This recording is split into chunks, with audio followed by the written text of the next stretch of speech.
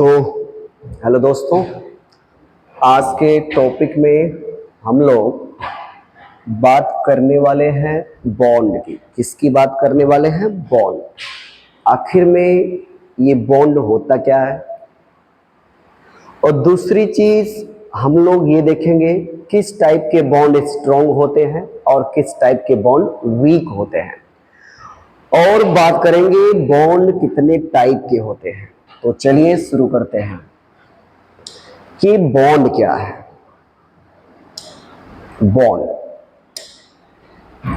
तो ये जो बॉन्ड है, ध्यान दीजिएगा, जो बॉन्ड है दो एटम के बीच फोर्स ऑफ अट्रैक्शन है। क्या बोला मैंने? दो एटम के बीच जो फोर्स ऑफ अट्रैक्शन होता है उसी को बोलते हैं बॉन्ड या फिर केमिकल बॉन्ड। ठीक, ऐसे तो मैंने बता दिया। अब हम ये सीखेंगे आखिर में दो एटम के बीच फोर्स ऑफ अट्रैक्शन वर्क कैसे करेगा। देखिए बच्चे, मैंने क्या बोला? बॉन्ड। क्या बोला? बॉन्ड।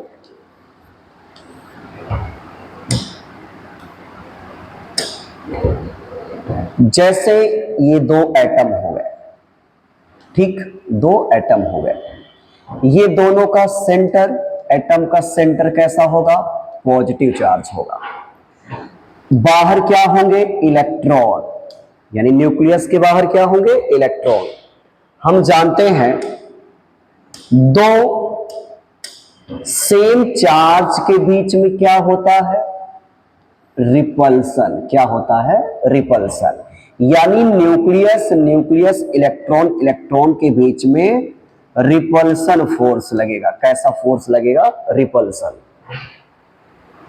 उसके बाद पहले एटम का न्यूक्लियस दूसरे का इलेक्ट्रॉन, पहले का इलेक्ट्रॉन दूसरे का न्यूक्लियस, एक दूसरे के अपोजिट चार्ज है। दो अपोजिट चार्ज के बीच में लगता है अट्रैक्शन फोर्स। क्या लगता है? Attraction force. मतलब जब दो एटम एक दूसरे से क्लोज आएंगे केमिकल बॉन्ड बनाने के लिए, तो सेम चार्ज के बीच में लगेगा रिपल्सन और अपोजिट चार्ज के बीच में अट्रैक्शन होगा।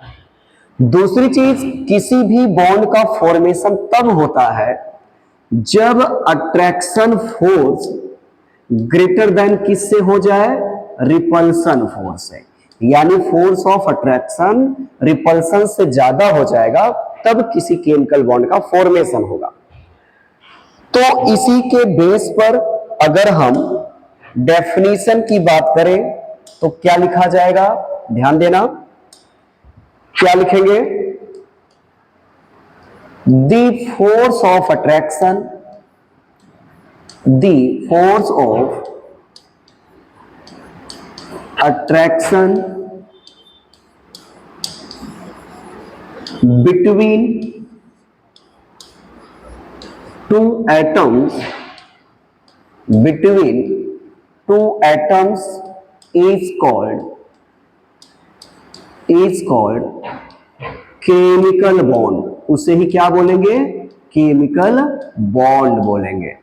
यानी दो एटम के बीच में जो फोर्स ऑफ अट्रैक्शन वर्क करेगा उसी को बोला जाएगा केमिकल बॉन्ड। ये जो केमिकल बॉन्ड है, अगर इनके क्लासिफिकेशन की बात करें, केमिकल बॉन्ड यानी बॉन्ड को दो क्लास में बताया गया है। बॉन्ड यानी केमिकल बॉन्ड। पहले तो इनको दो कैटेगरी में रखा जाएगा। इधर जो लिखेंगे वो होगा स्ट्रॉन्ग बॉन्ड। कैसा होगा? Strong bond. और यहां पे जो रखेंगे वो क्या होगा? Weak bond. क्या होगा? Weak bond. ये कभी कभी एग्जाम में पूछा जाता है कि चार ऑप्शन दिए होंगे, इसमें कौन सा स्ट्रॉन्ग बॉन्ड है, कौन सा वीक बॉन्ड है, उसी को देखेंगे हम लोग। अब बात किया जाए स्ट्रॉन्ग बॉन्ड में क्या क्या आएगा। स्ट्रॉन्ग बॉन्ड में जो पहला होगा, हम लोग बात करेंगे आयनिक बॉन्ड, पहले हम लोग किसकी बात करेंगे? पहले हम लोग बात करेंगे कोवैलेंट बॉन्ड। क्या बोलेंगे? Covalent bond. दूसरे नंबर पे हम लोग बात करेंगे आयनिक बॉन्ड। क्या बोलेंगे? Ionic bond. इसी को हम लोग बोलते हैं इलेक्ट्रोवैलेंट बॉन्ड। क्या बोलेंगे? Electrovalent bond. क्या बोला जाएगा? Electrovalent bond. तीसरा जो होगा वो होगा कोऑर्डिनेट बॉन्ड। तीसरा लिखेंगे कोऑर्डिनेट बॉन्ड। इसी कोऑर्डिनेट बॉन्ड को एक नाम से और जानते हैं जिसको बोलते हैं डेटिव बॉन्ड। क्या बोलेंगे? Dative bond. जो लास्ट में होगा वो होगा मेटेलिक बॉन्ड। क्या होगा? Metallic bond. ये जो सभी हैं ये स्ट्रॉन्ग बॉन्ड की कैटेगरी में आते हैं। अब हम बात करेंगे वीक बॉन्ड। वीक में जो पहला होगा हम लोग बात करेंगे हाइड्रोजन बॉन्ड। किसकी बात होगी? हाइड्रोजन। दूसरा होगा वेंडर वाल्स बॉन्ड। क्या होगा? Van der Waals bond. ठीक, तो हम इन्हीं का डिस्कशन करने वाले हैं। आखिर में ये स्ट्रॉन्ग बॉन्ड, वीक बॉन्ड जो है इनके टाइप में कैसे कोवैलेंट बनेगा, कैसे आयनिक बनेगा, इन सब की बात करने वाले हैं।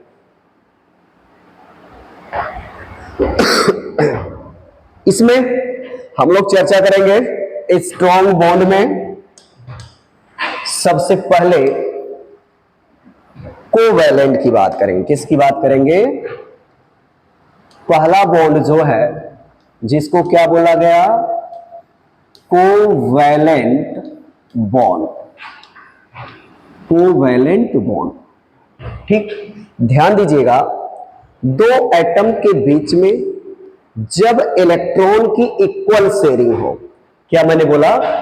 दो एटम के बीच में जब इलेक्ट्रॉन की इक्वल शेयरिंग होती है उनसे जो बॉन्ड बनता है उसे बोलते हैं covalent bond.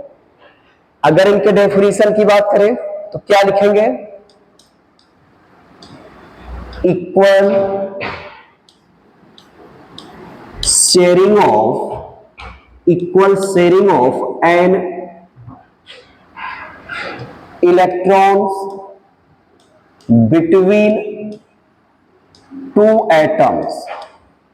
between two atoms is called, इसी को बोलेंगे कोवैलेंट बॉन्ड। क्या बोलेंगे? Covalent bond. यानी दो एटम के बीच में जब इलेक्ट्रॉन की इक्वल शेयरिंग होगी उसे बोला जाएगा कोवैलेंट बॉन्ड। अगर हम एग्जांपल से इनको समझने की कोशिश करें, पहला एग्जांपल मैंने लिया Cl2 मॉलिक्यूल। क्या लिया?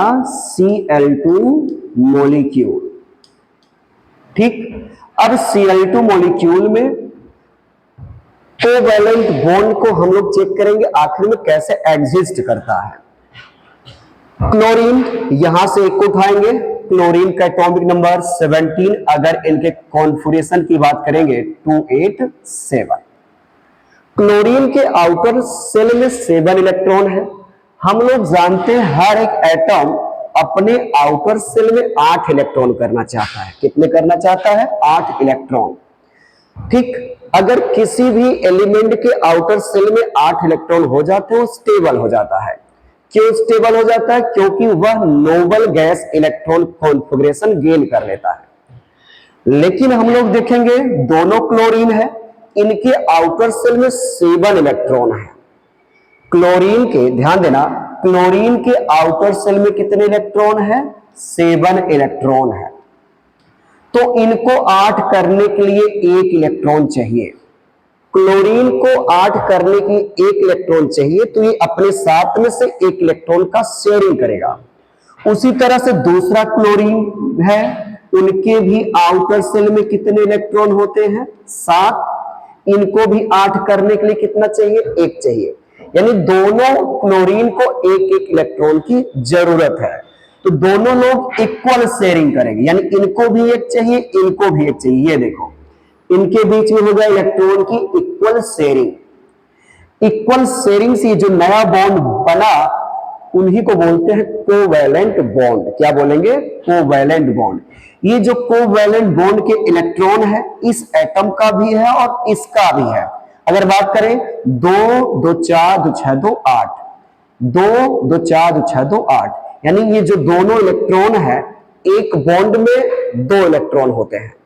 दोनों इलेक्ट्रॉन इनमें भी काउंट होंगे, इनका भी 8 हो जाएगा, इनमें भी काउंट होंगे। इसी तरह से क्या बनता है? Cl2 molecule. अगर बात करें इसमें बॉन्ड पेयर कितना होगा, क्या बोला? Bond pair. जितने बॉन्ड वही बॉन्ड पेयर। कितने बॉन्ड है? 1, इसका बॉन्ड पेयर 1। दूसरी बात करें लोन पेयर, 2 इलेक्ट्रॉन को एक लोन पेयर बोलते हैं। ऐसे इलेक्ट्रॉन जो केमिकल बॉन्ड ना बनाए हो। 1 लोन पेयर, 2 लोन पेयर, 3 4 5 6, यानी टोटल Cl2 में कितने लोन पेयर दिख रहे हैं? 6 लोन पेयर। इसी लोन पेयर को बोलते हैं नॉन बॉन्डिंग इलेक्ट्रॉन। क्या बोला जाएगा? Non bonding electron.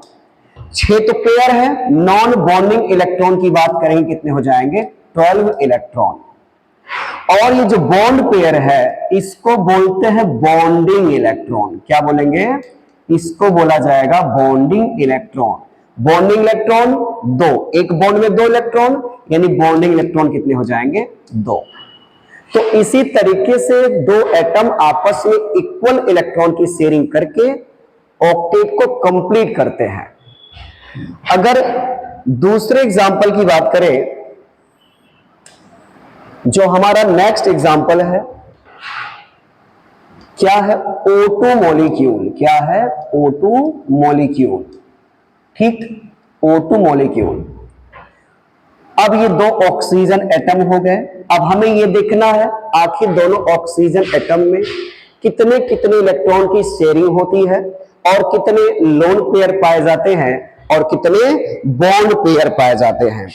हम लोग जानते हैं ऑक्सीजन का एटॉमिक नंबर 1, अगर इनके कॉन्फिगरेशन की बात करें 2 6, हमें पता है शेल होता Kl, L में गया 6।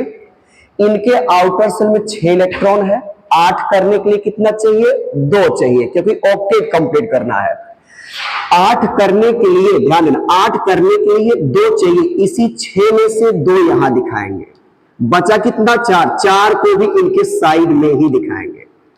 सामने उतने ही इलेक्ट्रॉन शेयर करने जाएंगे जितना इन्हें 8 करने के लिए चाहिए। ये भी ऑक्सीजन है, इनके भी आउटर सेल में 6 ही होंगे। किसी एटम के चारों तरफ आउटर सेल के इलेक्ट्रॉन को ही दिखाते हैं। ये आउटर सेल का इलेक्ट्रॉन 6, यहां पर दिखाया जाए 2 2 4 2 6। अब देखो, इनको 2 मिल जाए, इनका ऑक्टेट कंप्लीट हो जाएगा। इनको 2 मिल जाए, इनका भी ऑक्टेट कंप्लीट हो जाएगा। यानी दोनों मिलकर के 2 इलेक्ट्रॉन की इक्वल शेयरिंग करेंगे। 2 इलेक्ट्रॉन 2 इलेक्ट्रॉन। अब देखिए, जब 2 इलेक्ट्रॉन की शेयरिंग किया, इनके बीच में बन गए डबल बॉन्ड। एक है तो सिंगल बॉन्ड, 2 है तो डबल बॉन्ड। अब ध्यान देना, 2 शेयरिंग करने के बाद इनका दोनों इलेक्ट्रॉन इनका भी हो गया, इनका दोनों इनका भी हो गया। अगर काउंट करें 2 2 4 2 6 2 8, 8 इनका हो गया, 2 2 4 2 6 2 8, यानी ये दोनों बॉन्ड के इलेक्ट्रॉन जो है दोनों में काउंट किए जाएंगे। इसी तरह से बनता है क्या? O2 molecule. इनमें बात करें बॉन्ड पेयर, बॉन्ड पेयर जितने बॉन्ड उन्हीं को बॉन्ड पेयर, और इन्हीं बॉन्ड पेयर को क्या बोलते हैं? इसी बॉन्ड पेयर को बोलेंगे इसी बॉन्ड पेयर को बोलते हैं बॉन्डिंग इलेक्ट्रॉन, क्योंकि यही इलेक्ट्रॉन क्या बनाया है? बॉन्ड बनाया है। इसको क्या बोलेंगे? Bonding electron. कितने हैं? 2 बॉन्ड है। 2 बॉन्ड में कितने इलेक्ट्रॉन? 4 इलेक्ट्रॉन। अगर बात करें लोन पेयर, लोन पेयर मतलब ऐसे इलेक्ट्रॉन जो बॉन्ड ना बनाए हो, उनको पेयर के रूप में बताना है। 2, एक पेयर यहां, एक पेयर यहां, 2 इधर 2 इधर, बॉन्ड पेयर कितने हो गए? 4।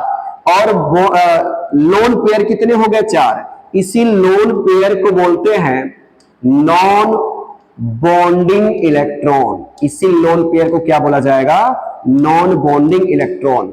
लोन पेयर का 2 गुना कर दो, कितना हो गया? 1, यानी 1 इलेक्ट्रॉन क्या आ गया है?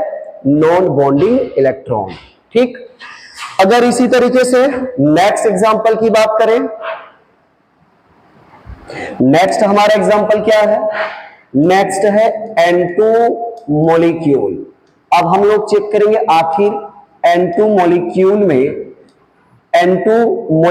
में कितने लोन पेयर हैं और कितने बॉन्ड पेयर हैं।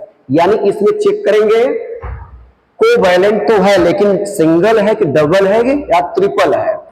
तो यहां पे 2 नाइट्रोजन, N2 है 2 नाइट्रोजन। एक नाइट्रोजन का एटॉमिक नंबर कितना होगा? 7। इनका कॉन्फ़िगरेशन 2,5। कितना? 2,5। यानी कि नाइट्रोजन के आउटर सेल में 5, इनको 8 करने के लिए कितना चाहिए? 3 चाहिए। कितना चाहिए? 3। इसी 5 में से 3 यहां सामने आएगा शेयर करने के लिए, जितना चाहिए उतना शेयर करेगा। इसी 5 में से 3 चला गया, बचा कितना यहां पे? 2। इनके भी ऐसे होंगे 3 यहां, 1 2 3। भाई आउटर सेल में 5 है, किसी एटम के चारों तरफ आउटर सेल के इलेक्ट्रॉन को दिखाना है, सामने उन इलेक्ट्रॉन को रखना है जितना उनको 8 करने के लिए चाहिए। इनके भी कितने हो गए? 5। अब 8 करने के लिए इनको भी 3 चाहिए, इनको भी 3 चाहिए। ये दोनों मिलकर के 3-3 इलेक्ट्रॉन की क्या करेंगे? शेयरिंग करेंगे। और शेयरिंग जो है इक्वल शेयरिंग हो रही है, इसलिए कैसा बॉन्ड बन रहा है? कोवैलेंट। यहां पे कितने बन गए? 3 बॉन्ड, यानी ट्रिपल बॉन्ड। कोवैलेंट तो है, कोवैलेंट में ट्रिपल बॉन्ड है। चलिए अब हम यहां पे बात करेंगे बॉन्ड पेयर। कितने बॉन्ड? 1 2 3। बॉन्ड पेयर कितने हो गए? 3। अगर हम बोले बॉन्डिंग इलेक्ट्रॉन, यानी 3 बॉन्ड में कितने इलेक्ट्रॉन है, तो कितना बोलोगे? 2 2 4 2 6। कितने हो गए? 6 इलेक्ट्रॉन। दूसरी बात हम लोग किसकी बात करेंगे? Lone pair. कितने लोन पेयर? 1 पेयर यहां, 1 पेयर यहां, 2 लोन पेयर। और लोन पेयर को क्या बोलते हैं? नॉन, क्या बोलेंगे? Non bonding electron. क्या बोला जाएगा? Non bonding electron. कितने हो जाएंगे? 4। 2 पेयर में 4 इलेक्ट्रॉन। ठीक। तो ये रहे हमारे एग्जांपल्स कोवैलेंट बॉन्ड के, जिनमें 2 इलेक्ट्रॉन के बीच में इलेक्ट्रॉन की इक्वल शेयरिंग हो रही है। ठीक। अब हम लोग अगर और एग्जांपल की बात करें, हमारा जो नेक्स्ट एग्जांपल है वो है CO2। क्या है? CO2 molecule. किसकी बात करेंगे? CO2 molecule. ठीक। CO2 यानी कार्बन होगा, दोनों साइड क्या होंगे? ऑक्सीजन। अभी हमने देखा ऑक्सीजन के एटॉमिक नंबर 1, कॉन्फ़िगरेशन 2 6। इनको 8 करने के लिए 2 चाहिए, 2 सामने दिखा दो। बचे कितने? 4। 4 यहां लिख दो। इनको भी कितने चाहिए 8 करने के लिए? 2 2 सामने दिखाओ, 6। जितने आउटर सेल में चारों तरफ दिखा दिया, जितना चाहिए उसी एटम के साइड में सामने करना होता है। दूसरा है जो हमारा, दूसरा जो एटम है वो है कार्बन। क्या है? कार्बन। कार्बन का नंबर 6, कॉन्फ़िगरेशन 2 4। इनके आउटर सेल में कितने? 4 है। 8 करने के लिए कितना चाहिए? इनको 4 इलेक्ट्रॉन चाहिए 8 करने के लिए। इसका मतलब इनको चारों इलेक्ट्रॉन को भेजने होंगे शेयरिंग करने के लिए, क्योंकि जितने शेयर करने के लिए जाएंगे उतने लेके आएंगे। अगर चारों जाएंगे 4 लेके आएंगे, हो जाएगा 8। तो 2 ये शेयर करेगा, 2 ये, यानी इसी 4 में से 2 इधर शेयर करने जाएंगे इस ऑक्सीजन के साथ, 2 इस ऑक्सीजन के साथ। ये इलेक्ट्रॉन की हो गई इक्वल शेयरिंग, यानी 2 के बीच में इलेक्ट्रॉन की इक्वल शेयरिंग। अब देखें 2 एटम के बीच वाले जो बॉन्ड्स हैं वो दोनों एटम में काउंट होंगे, और एक बॉन्ड, जैसे एक बॉन्ड बन गया, इनमें 2 इलेक्ट्रॉन हैं। कितने हैं? 2 2 2 4 2 6 2 8। इनके 8 हो गए, 2 2 4 2 6 2 8। इनके भी हो गए। अब कार्बन को देखते हैं। कार्बन टोटल 4 बॉन्ड बनाया है, 2 2 4 2 6 2 8, यानी सभी के ऑक्टेट कंप्लीट हो चुके हैं।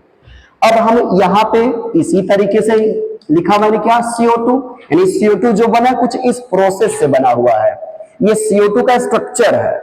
अब देखिए यहां पे lone pair, 1 pair 2 pair 3 4, lone pair कितने हो गए, लोन पेयर 4, कार्बन के आउटर शेल में 4 थे, चारों चले गए, एक भी इलेक्ट्रॉन नहीं बचा, यानी लोन पेयर इन पे 0, इन दोनों पे 2 2, और इसी लोन पेयर को बोलते हैं नॉन बॉन्डिंग इलेक्ट्रॉन। क्या बोलते हैं, नॉन बॉन्डिंग इलेक्ट्रॉन। तो नॉन बॉन्डिंग इलेक्ट्रॉन कितने हो जाएंगे, 4 लोन पेयर तो 2 गुना हो जाता है, कितना हो जाएगा 8 इलेक्ट्रॉन। दूसरा किसकी बात करेंगे, बॉन्ड पेयर, कितने बॉन्ड 1 2 3 4, बॉन्ड पेयर कितने 4, और बॉन्ड पेयर में जो इलेक्ट्रॉन होंगे उसे क्या बोलेंगे, बॉन्डिंग इलेक्ट्रॉन। तो कितने हो जाएंगे 8, क्योंकि एक बॉन्ड में 2 इलेक्ट्रॉन पार्टिसिपेट हुए हैं, तो 4 में कितने हो जाएंगे 8 हो जाएंगे। आगे जो हमारा दूसरा एग्जांपल, दूसरा स्ट्रॉन्ग बॉन्ड में है, जिसको बोला गया है आयनिक बॉन्ड। क्या बोला गया है, आयनिक बॉन्ड। ध्यान देना, आयनिक बॉन्ड बनने के लिए एक एटम मेटल होना चाहिए, दूसरा नॉन मेटल होना चाहिए, क्योंकि मेटल जो होगा इलेक्ट्रॉन को डोनेट करेगा और नॉन मेटल इलेक्ट्रॉन को क्या करेगा, एक्सेप्ट करेगा।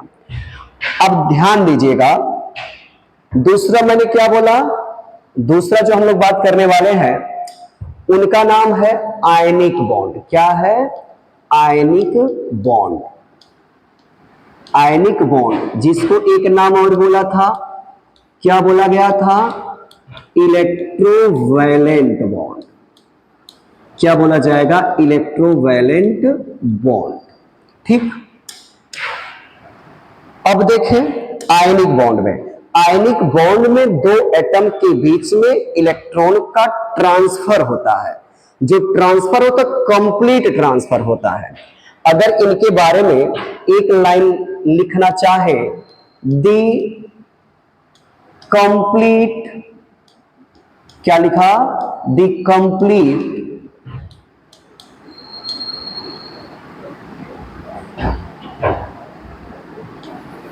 transfer of electron, the complete transfer of electron from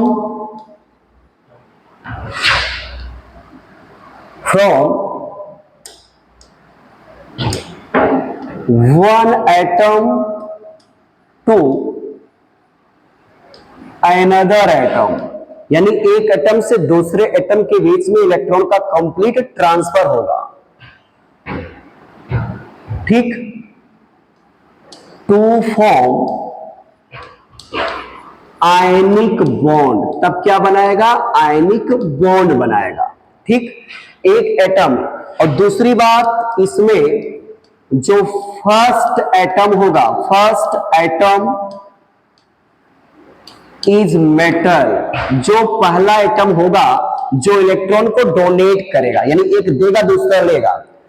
first atom is metal and जो सेकंड एटम होगा, second atom is non metal, वो क्या होगा, नॉन मेटल होगा। यानी कि जिस एटम से इलेक्ट्रॉन ट्रांसफर होगा वो मेटल होगा, और जिस एटम पे जाएगा वो क्या होगा, नॉन मेटल होगा। ठीक, अगर हम आयनिक बॉन्ड के एग्जाम्पल की बात करें तो क्या होगा, जैसे मैंने लिखा NaCl, एग्जाम्पल में क्या रखा, NaCl। ठीक, यहां पे Na है और यहां पे क्या है, Cl है।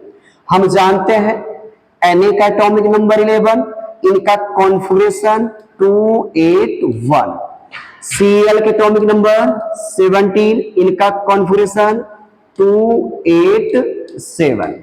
इनके आउटर सेल में एक इलेक्ट्रॉन दिखाएंगे, इनके आउटर सेल में कितने हैं, 2 2 4 2 6 1 7। अब देखो जिनके आउटर सेल में, जिनके क्या लिखा मैंने, आउटर सेल में, अगर आउटर सेल में 1 2 3 है, सब में तो ऐसा नहीं होता है, 1 2 3 इलेक्ट्रॉन है वो मेटल की कैटेगरी में जाएगा। किस में जाएगा? मेटल। अगर आउटर सेल में 5 6 7 इलेक्ट्रॉन है, हम यहां पे समझने के लिए उनको कहां रखेंगे? Non metal. क्या बोलेंगे? Non metal. ठीक। और जिनके आउटर सेल में 1 2 3 होंगे वो इलेक्ट्रॉन का लॉस करेंगे। क्या करेंगे? लॉस। यानी मेटल इलेक्ट्रॉन लॉस करेगा और वही इलेक्ट्रॉन ये गेन करेगा।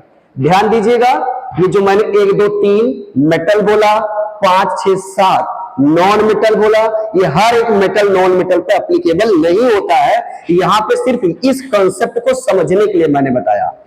देखिए इनके बाहरी सेल में 1 इलेक्ट्रॉन। ठीक। इनके बाहरी सेल में कितने इलेक्ट्रॉन? 1 इलेक्ट्रॉन। अब होगा क्या? दोनों के बीच में चांस क्या बन रहा है? अगर ये अपना इलेक्ट्रॉन एक डोनेट कर देता है तो इनके आउटर सेल में कितने बच जाते हैं? 8। यानी आउटर सेल में 8 हो जाएगा, ये तो सेल खत्म हो जाएगा। इसी एक इलेक्ट्रॉन को ये अगर ले लेता है, इनके आउटर सेल में कितने? 8। अब ध्यान दें, अब इसने क्या किया? अपना एक इलेक्ट्रॉन कंप्लीट रूप से क्या किया? ट्रांसफर किया। सोडियम में इलेक्ट्रॉन दिया, जितना देगा उतना प्लस। आउटर सेल में 1 था तो 1 ही दिया, 1 प्लस। उसी इलेक्ट्रॉन को Cl लिया तो उनके ऊपर क्या गया? माइनस। जब ये दे दिया, ये सेल खत्म हो गया। इनका क्या हुआ? 2 8। 1 वाला तो खत्म हो गया और यही ले लिया, इनका हुआ 2 8 8। यानी इनके आउटर सेल में भी 8 होगा एक निकालने के बाद, और इसी इलेक्ट्रॉन लेने के बाद इनके आउटर सेल में कितने हो गए? 8 इलेक्ट्रॉन। अब देखो यहां पे प्लस, यहां पे माइनस। दो प्लस और माइनस के बीच में फोर्स ऑफ अट्रैक्शन होता है। ठीक। ध्यान देना, प्लस माइनस के बीच में फोर्स ऑफ अट्रैक्शन होगा तो एक नया बॉन्ड बनेगा जिसको क्या बोला गया? Ionic bond. आयनिक बॉन्ड इसलिए बोला गया क्योंकि आयंस के बीच में बना। किसके बीच में बना? आयंस। इसमें एक कीटायन है, दूसरा एनायन है। आयंस 2 टाइप, अगर प्लस चार्ज है तो कीटायन, नेगेटिव चार्ज है तो एनायन। दूसरी चीज, यहां पे एक पॉजिटिव है दूसरा नेगेटिव, इनके बीच में इलेक्ट्रोस्टैटिक फोर्स ऑफ अट्रैक्शन होगा। मैंने बोला क्या? पॉजिटिव नेगेटिव के बीच में इलेक्ट्रोस्टैटिक फोर्स ऑफ अट्रैक्शन होगा, जिसके कारण आयनिक बॉन्ड को क्या बोला गया? Electrovalent bond. क्या बोला गया? Electrovalent bond. आयंस के बीच बनने के कारण इन्हें आयनिक बॉन्ड बोला गया। आयंस के बीच इलेक्ट्रोस्टैटिक फोर्स ऑफ अट्रैक्शन के कारण क्या बोला गया? Electrovalent bond. यानी NaCl में कैसा बॉन्ड होगा?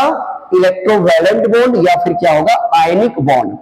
अगर इसी के बीच हम दूसरे एग्जांपल की बात करें, क्या लिखा मैंने? MgO। क्या लिखा? MgO। अब इसमें चेक करेंगे किस टाइप के बॉन्ड है। यहां पे लिखा Mg जिसका एटॉमिक नंबर 12, यहां पे ऑक्सीजन जिसका एटॉमिक नंबर 8। इनका कॉन्फ़िगरेशन 282 होगा, इनका कॉन्फ़िगरेशन क्या होगा? 26। अब देखो इनके आउटर सेल में 2, मैंने बोला क्या 1 2 3 के केस में इलेक्ट्रॉन का लॉस करेगा। क्या बोला? 1 2 3 आउटर सेल में है तो इसका क्या करेगा? ये लॉस करेगा। अगर 5 6 7 है तो ये क्या करेगा?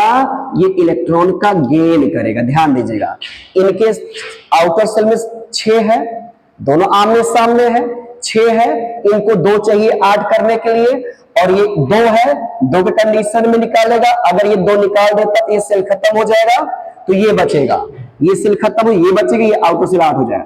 अब क्या करेगा? इनके आउटर सेल में 2, तो 2 इलेक्ट्रॉन यहां ऐसे दिखा दो। इनके आउटर सेल में 6, 2 2 2 4 2 6। अब क्या करेगा? ये 2 इलेक्ट्रॉन इनको देगा। Mg ने 2 इलेक्ट्रॉन किसको दिया? ऑक्सीजन को। Mg ने 2 इलेक्ट्रॉन दिया तो Mg के ऊपर आएगा 2 प्लस चार्ज। जितना इलेक्ट्रॉन डोनेट करेगा उतना प्लस चार्ज। दूसरा क्या है? ऑक्सीजन। ऑक्सीजन ने उसी 2 इलेक्ट्रॉन को गेन किया तो ऑक्सीजन के ऊपर आया 2 माइनस। अब एक ने डोनेट किया प्लस चार्ज, दूसरा ने गेन किया माइनस चार्ज। प्लस माइनस के बीच में फोर्स ऑफ अट्रैक्शन होगा, जिनकी वजह से क्या बन जाएगा? MgO। यानी MgO में आयनिक बॉन्ड होता है, NaCl में क्या होता है? उनमें भी आयनिक बॉन्ड होता है, क्योंकि यहां पे इलेक्ट्रॉन के ट्रांसफर से बॉन्ड बन रहा है। तो आज के लेक्चर में बस इतना ही। जहां तक हमारी उम्मीद है ये आपको अच्छा भी लगा होगा और समझ में भी आया होगा। धन्यवाद।